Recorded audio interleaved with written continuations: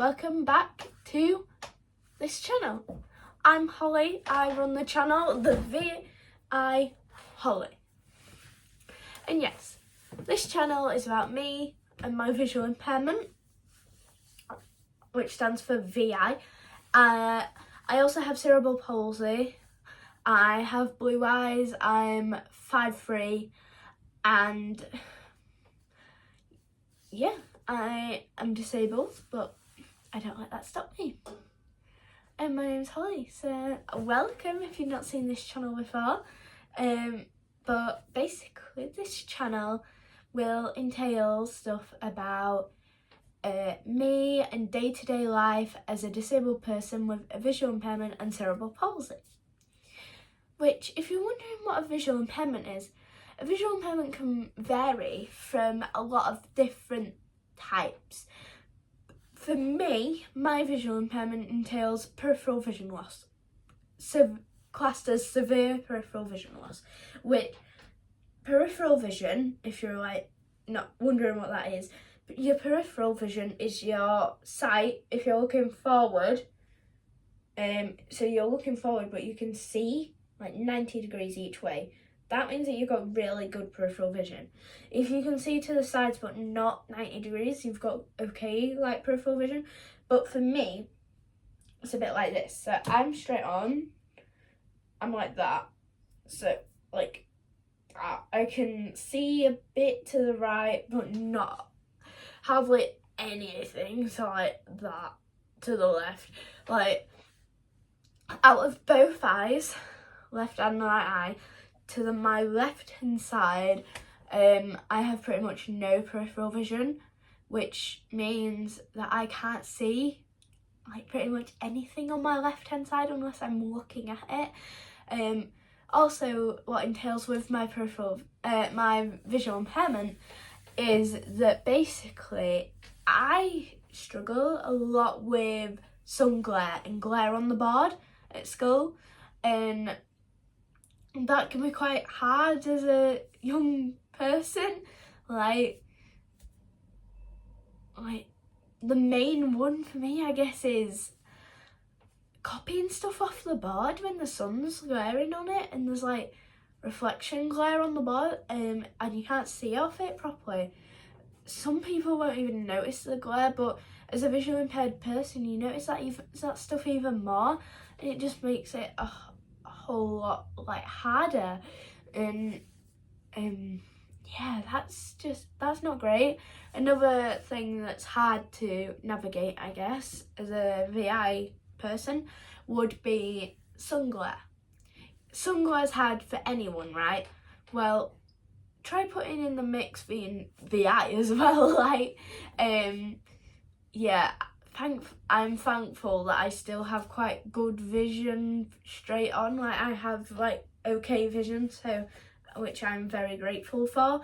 Yeah, I have glasses. Yeah, I have pretty much no peripheral vision to the left, but thankfully I still have vision. And I'm very grateful for that because and I have a lot of support that I get from both my family, school and grandparents and extended family. Everyone supports me with it, and I couldn't be more grateful for all the support I get anywhere and everywhere that I do stuff. Even when I'm out, like today for example, I went to go get my younger brother from school, and my mum, she guided me because I had my cane. Let me go get it. I can show you my cane. So, this is a cane.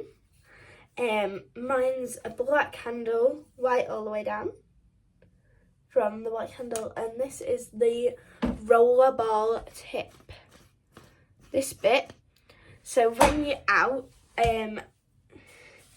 you like lay like in the centre of your body, in front of like your belly, but like not right in front of it, to where if you catch on something it's gonna jar you. You like have it a little bit out, and you sweep from 5 centimeters from left to right, and that gap between you and your body means that it'll help you as a visually impaired person, it helps you a lot. Like, this is like, I call this my handy dandy, right? And it's because it helps me so much. I used to be very against the idea of me getting a cane because I didn't like the fact that I felt like I'd be singled out and that people wouldn't like me because of it. But now I have it, I'm like, I'm actually really grateful for it. And to be honest, it helps me that much. I don't even know why I was so worried, I guess, to do it and get one. But now I have one, I'm like, yeah, this helps me. I'm grateful for this.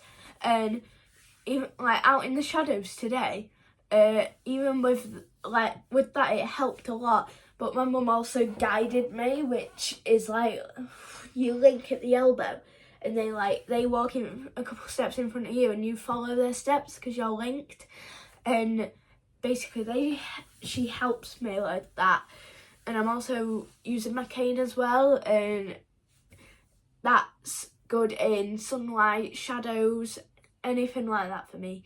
I have both guide and my cane. Now, moving on to cerebral palsy. My cerebral palsy was caused by a brain injury at birth, and basically how it happened was I got stuck, and when I was a couple hours old, I had seizures. And yeah, so I had some seizures. A couple hours old, I think I was about 6 hours old, I had seizures. I'm not sure how many, I think it's quite a few. So we're very thankful that it's as mild as what it is, really. And even after that, the doctors told me I'll never talk, I'll never walk, and all this, and I've beaten all the odds. I can talk, I can hear, I can walk, but the only thing is I struggle. I'll never see if there's another one, but I can see, just not very well, which we're grateful for that I can even see. We're grateful that I even lived. We're grateful that I can see, I can hear, I can talk, I can walk. Oh, it's so good. We're so grateful, to be honest. Yeah, so I beat all the odds that the doctors would say. So I beat them, and we were left with cerebral palsy. So cerebral palsy is a condition where it affects the movement and joints. For me, it affects legs and coordination. So my legs, say you're going out to a theme park, right? And you walk around all day and then your legs get sore. Yeah, for me, compared to a normal person, that's about ×5 the amount of pain. If I go all day without Calpol, and I'm running around the theme park, rushing around the theme park all day, that hurts my legs, and then I get really sore legs. I can end up with that sore legs that I end up in tears because I'm in that much pain sometimes. Thankfully that's not happened as much now because we know how to prevent it a bit. So that can still happen though. So we take the precaution of having medicine before we go out, and that prevents the pain a bit. So that helps a lot. And then what we do, for my hands, I get, when I write, I grip stuff really tight because of my cerebral palsy and my coordination and that, my motor skills coordination. I grip stuff really tight, and then to the point where literally I indent my middle finger because when I write, because if I have to write a lot, I'll indent my middle finger on the knuckle, because I write so tight. I don't know if you can tell that middle finger. Can you see that lump there? That's caused from how tightly I grip my pen, because of my cerebral palsy. And I grip stuff that tight that it's caused this lump on my finger. that then indents quite easy. So that happens. I get really, like, I get hand fatigue quite easy as well, and when I'm writing, so I have a lot of rest breaks and that in tests, and even when I'm writing I have to stop quite a lot more than everyone else for breaks because it hurts my hand. So I've been privileged at school with a laptop, which helps my cerebral palsy quite a lot. So I use that. I have a 5-minute pass, which helps me get around the crowds a lot easier. Because of my visual impairment, I struggle to see my way through crowds, and it can be actually quite daunting and scary in big crowds on my own. So I have a 5-minute pass to help that. And then when we go out to theme parks and that, I have my mum who guides, and I have my cane. And basically the cerebral palsy side of it, there's also things like with my cerebral palsy, well, thankfully it's quite mild cerebral palsy, so I don't need a wheelchair at all. So I'm very grateful for that, because I would struggle a lot more. But yeah, so I don't have a wheelchair, but I have my cane, which I use pretty much anywhere I go. I have my cane with me, which I use. And then at school, they've helped me a lot. I get a lot of additional support for both my cerebral palsy and like VI linked. As I've mentioned, I have a laptop. I have to help my hand fatigue, because it doesn't hurt my hand as much to type. So I type in most of my lessons. I use an iPad for Procreate for art. So I use the Procreate app on my iPad for art lessons. I have a 5-minute early pass, which helps me get to the lesson, to and from lessons easier because it's less busy. I have hand-on-hand support in practical lessons, for example, science practicals, and hand-on lessons in creative tech in the workshops, and cooking, for example.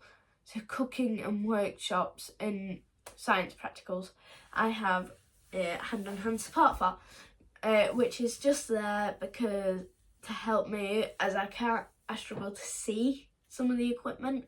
So, and sometimes it's there just because of my motor skills. I struggle to do certain parts of it, but I still love to get involved. I just have that bit of extra help to make sure that I can still do that and enjoy it. Now, I want to finish with some stuff about this channel going forward and me.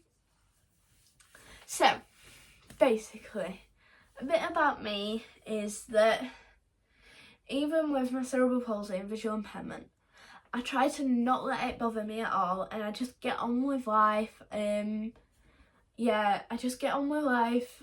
Life is what it is. I embrace the fact that I'm disabled, and I just embrace it, because I think there's no point in dwelling over it for your whole life when nothing's going to change. Like, it's not the best way to live, in my opinion, because if you're just dwelling over something that will never change in your life, you're not going to enjoy experiences as much. And I want to enjoy my life and get the most out of it. So I don't let it bother me that I'm disabled and I have these disabilities that sometimes will hold me back a little.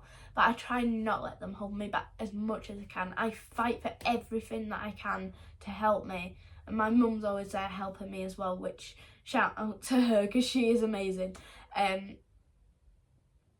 So I have a lot of support and I'm very grateful for it all. And everyone says I'm quite a bubbly, happy person. I have a very kind, appearance. I'm quite funny, people say as well. yeah, I'm just like a friendly person as well to be around. Like, I'll listen to you if you've got any issues. I'll just listen to you, and I won't interrupt you. I'll just be there to listen to you if you need to tell me anything. Basically, is what I say to all my friends, and I think they're grateful for all that. And then basically, yeah. So there's that, and then so even with my disability, there's some things that I love to do. So, but going forward, this channel will, just to let you know, this channel going forward is going to be quite heavily based on the life of me as a visually impaired and disabled person, and how it affects me all day to day. So I'll be doing like certain videos. I won't be filming every day, but I'll probably try post once a week or something. I'll try anyway. I might not. I can't promise anything, but I'll try. And basically we're gonna just do videos, life catch-ups, and that. Yeah, so it's gonna be quite heavily based on me and how you live with a disability, I guess, like, and a visual impairment as well, which is technically classed as a second disability, isn't it, really? And then, yeah, and then some things just to let you know that I love to do. I love to do things like, I love going out. I love to go to theme parks. I love two of my favourites are Alton Towers and Blackpool Pleasure Beach. They are two of my favourite theme parks in the whole wide world. I love them to bits. I've been about 10 times. I love them both. I like to Alton Towers. I've been about 10 times, and Blackpool, I can't even remember how many times I've been to Blackpool Pleasure Beach. I've been that many times. I love them both so much. I also love to do things like playing the piano. I play 2-hand chords and intermediate 3 level on normal. I've completed every single chords course on the app Simple Piano that is available. And I'm on the intermediate 3 normal levels, which doesn't involve chords as much. But yeah, I'm on intermediate 3 of that on the Simply Piano app, and I love playing it. It's 2-handed and everything. I love piano. I've been playing it for like 3 years, and I'm so into it. It's amazing. It's therapy. For me, it's therapy. I could sit and play piano for hours, and I do sometimes. When I go to my nana's, I can just sit and with the headphones on, play piano for hours and just zone out. And it is a bit like therapy for me, I guess. Yeah. I also use it as it's really good for my motor skills. As obviously a coordination, because you have to coordinate your hands to play different bits at different places, and yeah, it's like coordination practice without me even realising it, and it really and I love it to bits, playing the piano. It's one of my favourite hobbies. I've played it for, I think, about 3 years now, as I've said. Yeah, I just love it. And horse riding is another big one. I started horse riding in early 2024, about April 2024. I love horse riding, like love. I go to this Wakefield disability horse riding like a session. It's usually on a Monday night. It was anyway last year, but we're hoping to get a place again this year. I love horse riding. It is like physio for me. It's a physio session without me knowing it's a physio session because of how tall and like how you've got to hold your car on the horse, because you can't just sit down like this. You have to like sit up, and it's really good for my physio. 'Cause I love to do that. I love to swim. I used to do swimming. I completed that. I completed stage 6 swimming lessons. So I love swimming. I could swim for hours. It's really good. I really enjoyed that. And then I love going to theme parks. What else do I love? Let's have a look. What else do you